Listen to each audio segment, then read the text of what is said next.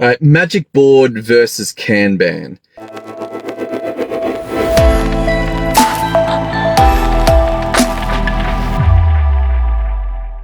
Had an interesting experience. I put out the Magic Board to two of my buddies, and two very different experiences. One was like, oh my God, of course, this is totally makes sense. I get it. I get it. I get it.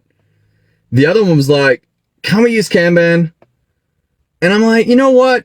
Kanban is an interesting idea. If you look at the history of it, it actually came out of the 1940s, was developed for a manufacturing plant, and is extremely powerful. It's been adapted into software, which is great, but it assumes a couple of things. It assumes that the work doesn't change very much. Like, it's built for a manufacturing plant. They're not going to suddenly be able to add in a new component very frequently. And yet in the knowledge economy, working in the work that many of us do, things change all the time. Client wants this, client wants that. Things have to adapt. Something breaks, something changes. And so the idea of using Kanban, it's clearly had a lot of benefit. But as you compare it to Magic Board, there's a couple of interesting things. Number one, Kanban's going to move everything across the columns. And so as they move into the done column, and if you've got 20, 30, 40 done items, you now have a very long list of items squeezed into a relatively small amount of space.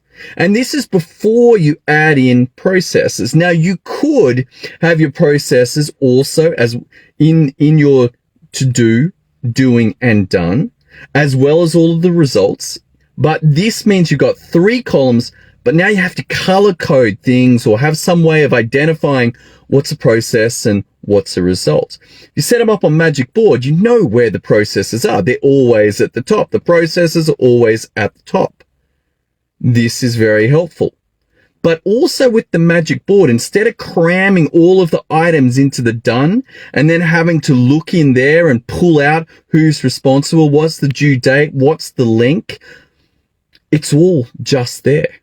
Magic Board, you've got the entire width of your screen to utilize for the information that is available for each of the processes and each of the results. This is a significantly better use of screen space than if you have 2 columns that are largely not used.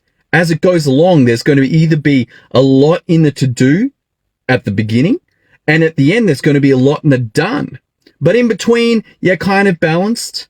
But really what Kanban is doing is giving you a visual representation of the status.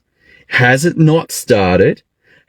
Is it under work right now, or is it done? They're the only 3 statuses that you can have in a Kanban, unless you're going to have a status for waiting and stuck, and suddenly you've got 5, 6, 8 columns, and it's really easy to lose track of what's going on.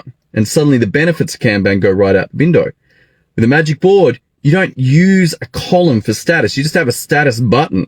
Click the button. What's the status? Oh, it hasn't started. What's the status? Oh, we're working on it. What's the status? It's done. What's the status? We're waiting. What's the status? It's stuck. It's very clear. So instead of chomping up your real estate just to manage your status button, why not just have a status button?